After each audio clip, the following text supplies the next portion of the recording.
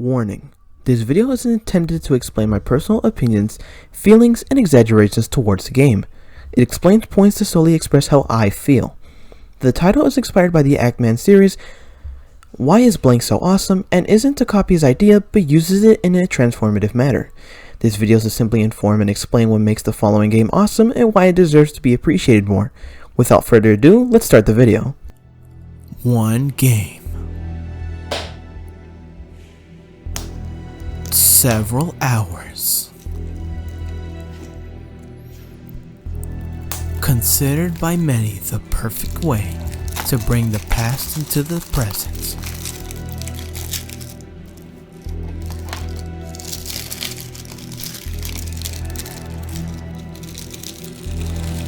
Where nostalgia meets modern day.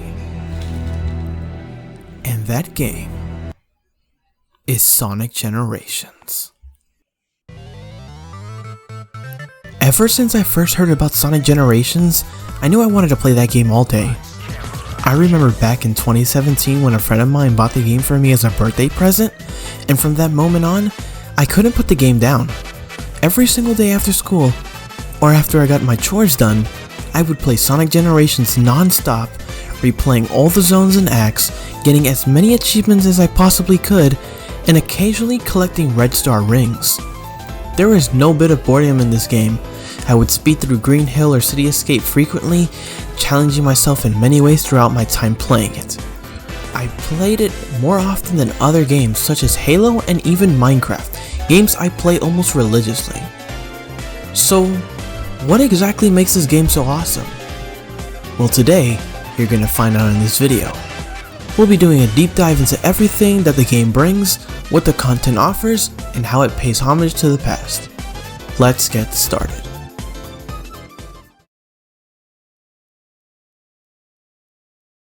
Sonic Generations released on November 1st, 2011 to commemorate the 20th year anniversary of the Blue Blur himself. It pays homage to many of the classic and modern Sonic games, from the zones, to the music, to even the small references and Easter eggs. There's so much to look at when it comes to this game. The classic Genesis games helped start off Sega's rivalry against Nintendo's monopoly at the time. It was a huge success, where there was even a point where Sonic himself was above Mario in many ways. The Genesis games would instill the iconic look and feel of what Sonic gave with his design and games for many years to come. Unfortunately, success always seems to find a way to become failure, as a jump from 2D to 3D affected Sonic's reputation completely. The hits kept coming, game after game, idea after idea, until the notorious release of Sonic 06 is where Sonic hit his lowest point. However, with more good concepts and ideas coming out in later games after, such as Sonic Unleashed, Sonic Colors, and obviously Sonic Generations, there was hope for the Blue Blur after all. And Sonic Generations for many was a sign of better days to come for the main series and for the future installments. I feel like Sonic Generations did pretty well paying homage to the classic and modern games. And what better way to explain how by talking about the gameplay. The gameplay is separated into two acts. Act 1 is the classic 2D side-scrolling gameplay most Genesis players are familiar with, while Act 2 focuses on the boost linear formula that Unleashed originally started within the Hedgehog engine. So basically, Act 1 is the classic gameplay from the early to mid 1990s, and Act 2 is the modern gameplay from the late 2000s to early 2010s. With Act 1, you get to experience classic Sonic in a new 3D lush environment, where the backgrounds are more detailed than ever, and the feeling that the game brings is just so phenomenal to me. Reimagining what Green Hill looks like isn't anything new in the Sonic series, but when it comes to the way Sonic Team did it here, it's just amazing. You can see the level of detail everywhere. You can tell that they are taking advantage of this improved technology compared to the 1990s. Classic Sonic's gameplay still focuses on speed and momentum, where you will need to maintain both to get to the end of an act as fast as you possibly can. Memorization is still required for replayability, so you can find the better path and even find the red star rings required for the unlockables, which I will talk about later. Classic Sonic is still deep in his roots, while also dipping into the modern look of graphics, which makes for a really nice aesthetic. The only downside I have to say about this is sometimes the level of detail becomes a little disorienting when trying to go for those red star rings. Because of having to backtrack, there's so much details that your eyes could almost get lost for a second. Obviously this is just a nitpick, but it's overall just a little thing that could be overlooked, especially when that level of detail becomes more wanted in later games. With Act 2, the gameplay focuses on what Sonic Team has been building up with the Hedgehog engine first established in Sonic Unleashed and then continued on in Sonic Colors. Basically what is required is to use the boost mechanic at the right times and then occasionally managing 3D type platforming, homing attacks on enemies, and of course the occasional switch to a 2D perspective. It's definitely a different experience that focuses on speed and momentum in a different way, and with the addition of the homing attack mechanic that helps Sonic move more fluidly throughout the 3D space of the acts, is what makes modern Sonic's gameplay much more favorable to most of the fans. At least that's what I personally believe. But I personally can appreciate both the way that they work, with the many different zones, vibes, aesthetics, mixed with 3D graphics, helps bring the foundation of how both acts work very well, and that's really impressive to see, especially in a Sonic 3D game at the time. Without a doubt, the inspiration upon the creation of this game is monumental. The amount of references, Easter eggs, and of course remastering of these older zones are plentiful for sure. Green Hills from Sonic 1,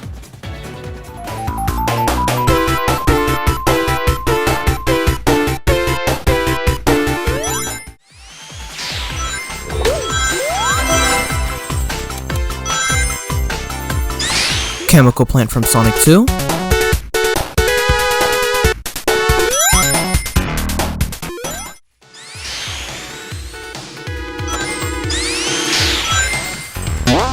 Sky Sanctuary from Sonic 3 and Knuckles,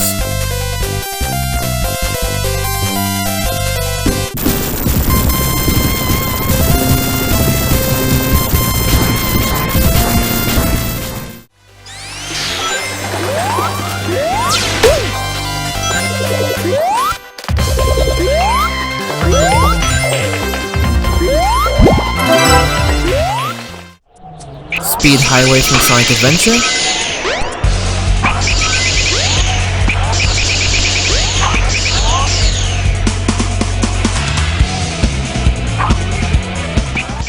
Ready?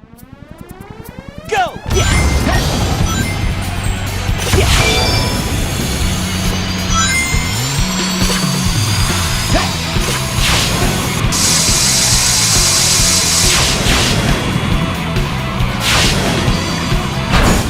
City Escape from Sonic Adventure 2, Attention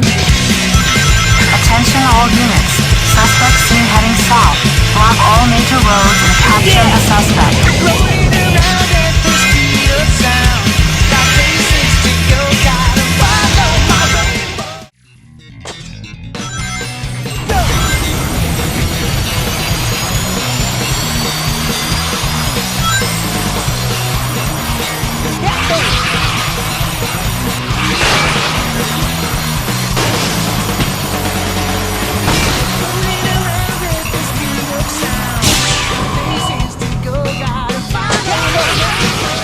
Seaside Hill from Sonic Heroes,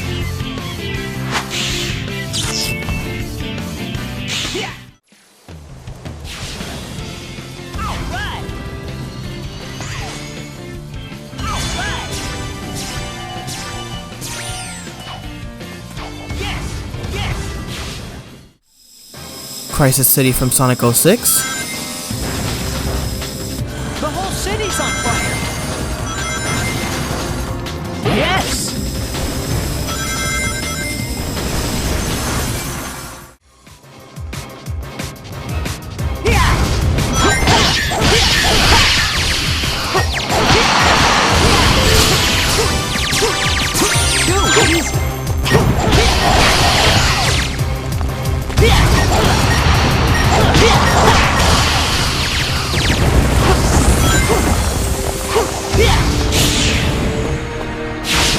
Rooftop Run from Sonic Unleashed, Here we go! Go!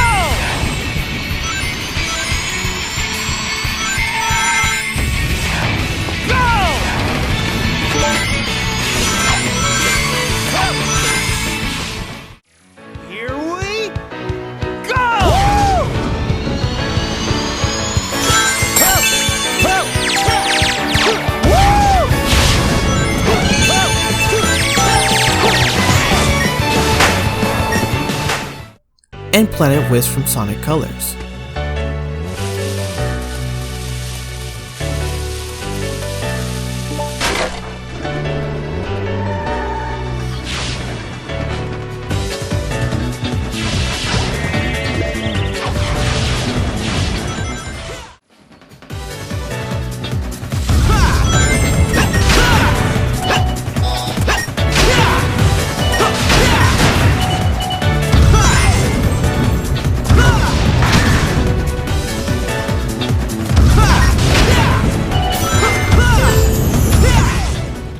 They are all remastered, and even in some cases, remade.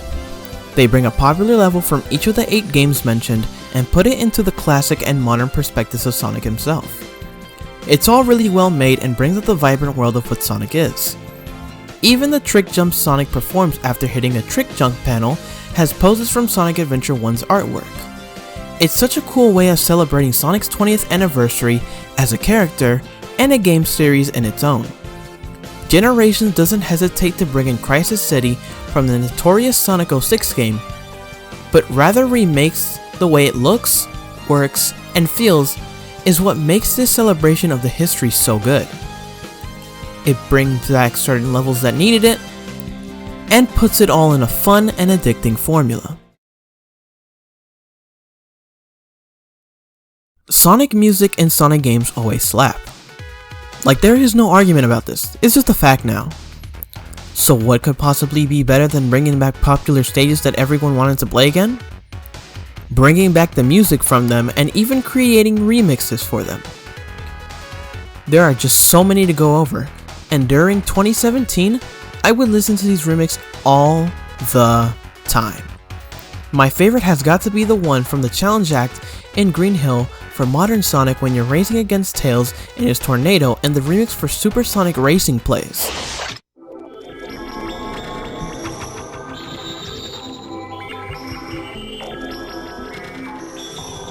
It's a race to the finish!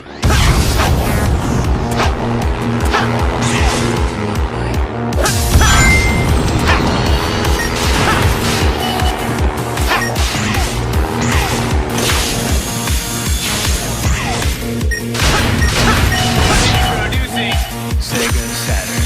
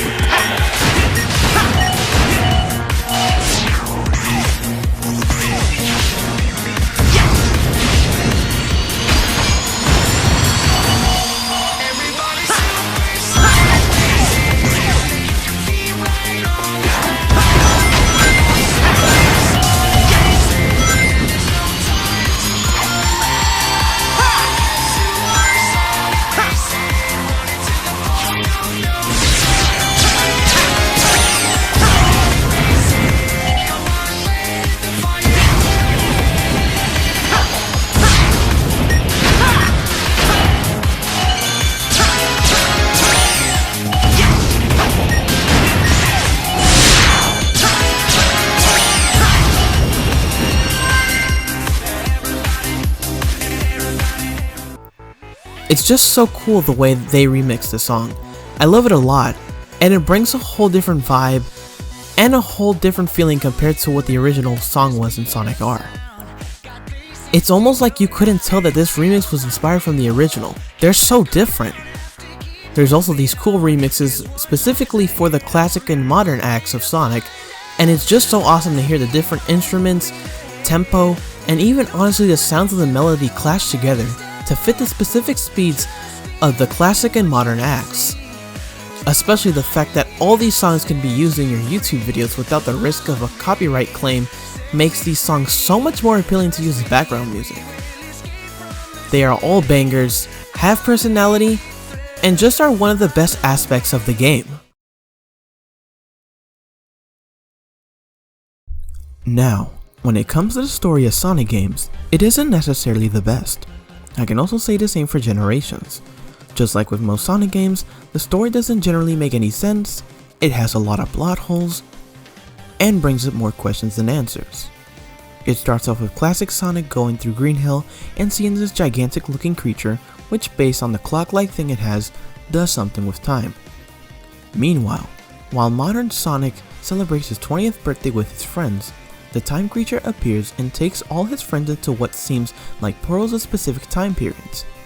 As Sonic is knocked out, he later wakes up to see a bleak white version of what was Green Hill. To bring back the colors, Sonic has to go through the different locations and bring them back to life.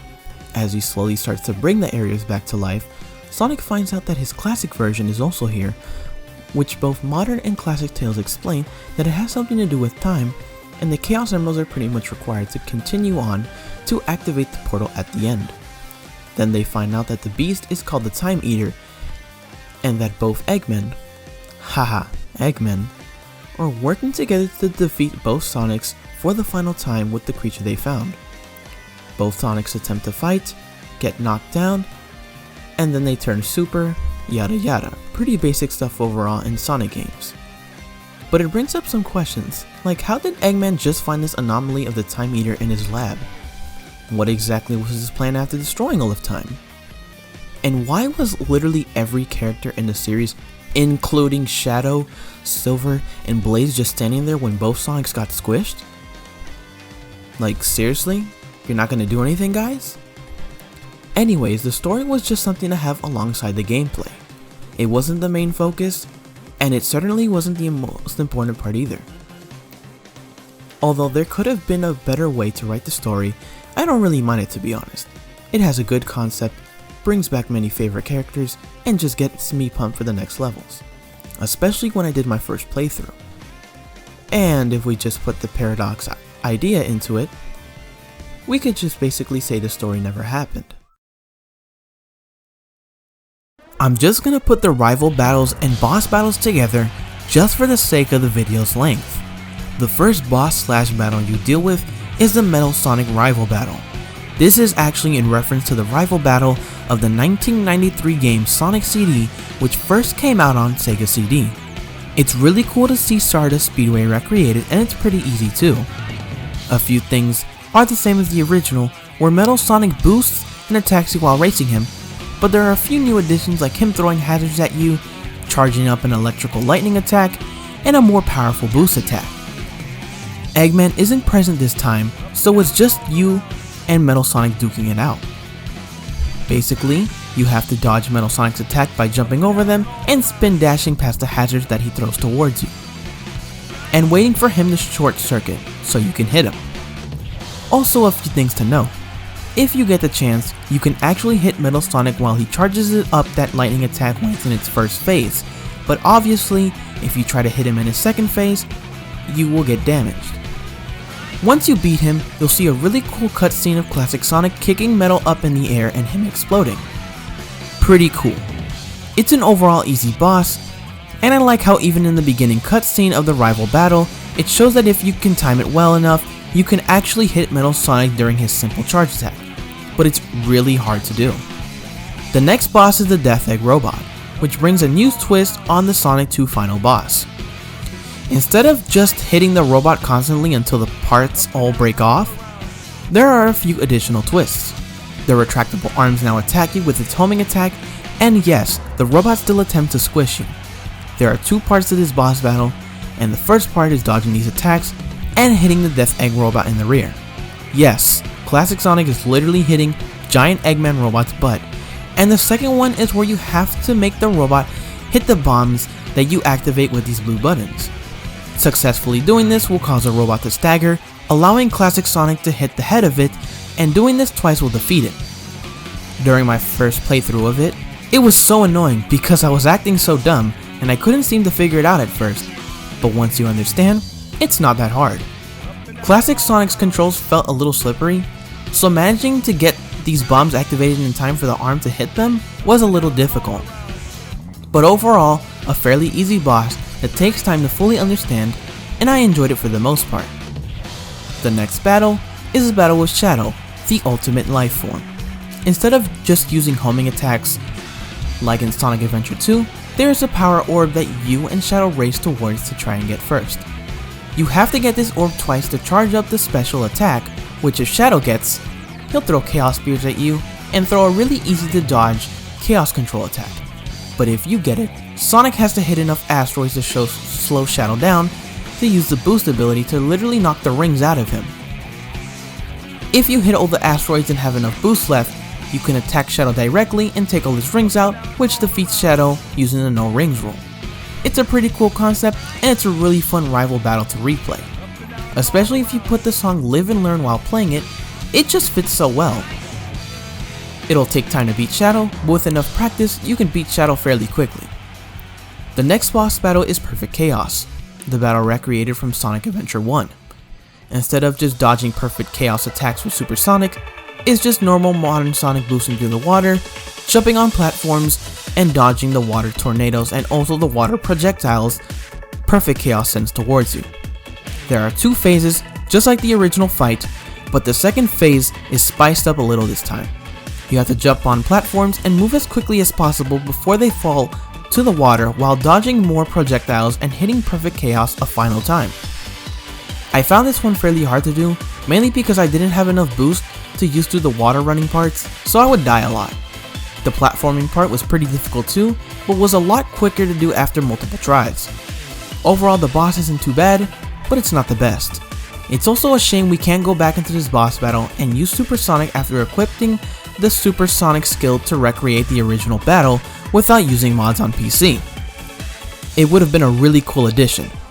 The Silver battle has got to be my favorite recreation, not just because Silver is my favorite character ever, but mainly because his original battle was absolutely atrocious and ridden with bugs and glitches. This one is really good though.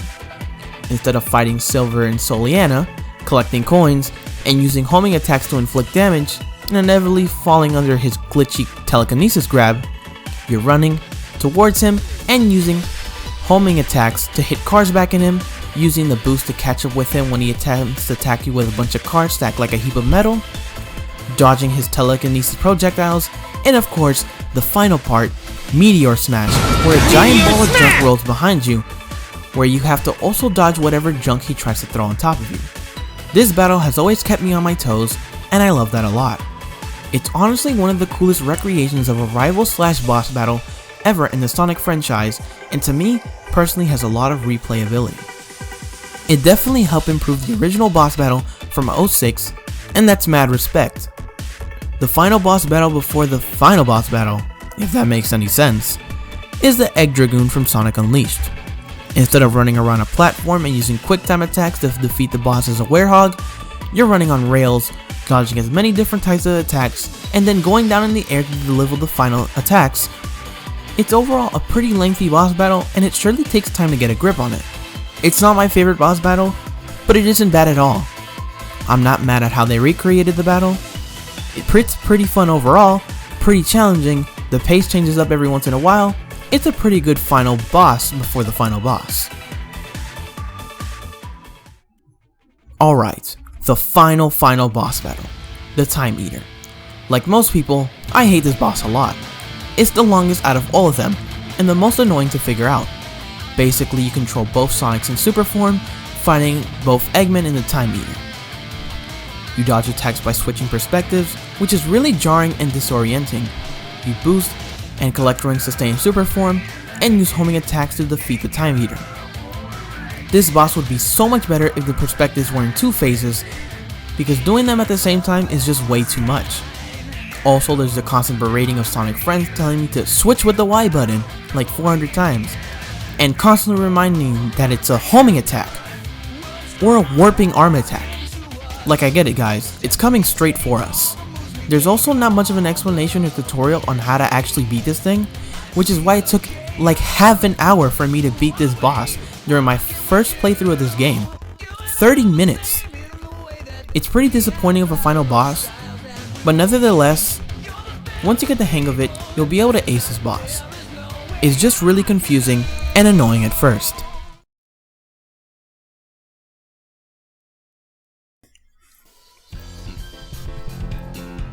There's a decent amount of bonus content in the game. If you go to the collection room, you can check out the cutscenes, art, music, and even the descriptions of the characters featured in the cutscenes. Now for anyone who just plays the Sonic games for the main stuff, this probably means nothing to you. But for me, this was big. Basically, you had to collect these little red star looking things called red star rings that are scattered throughout the acts, and they are hidden in certain paths from the acts. And by collecting them, you would unlock things like artwork and music. You could also unlock these things by clearing the challenge acts, which I will get to later.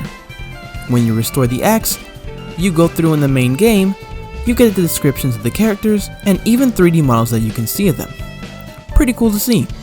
There's also the music, which is really cool, because you can actually not only listen to them anytime you want to, but you can also make them play as the background music in any act you choose.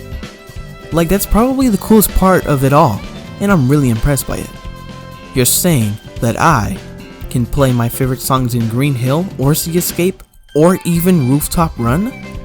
Interchangeable music tracks are such a great idea, and I wish it was used more often in the Sonic games. It just brings a whole new level of replayability to the game, and I love it. Wanna play Metal Sonic's rival battle with Stardust Speedway? Go ahead. Wanna play Live and Learn while going against Shadow? You got it. It's just something I can really appreciate in this game.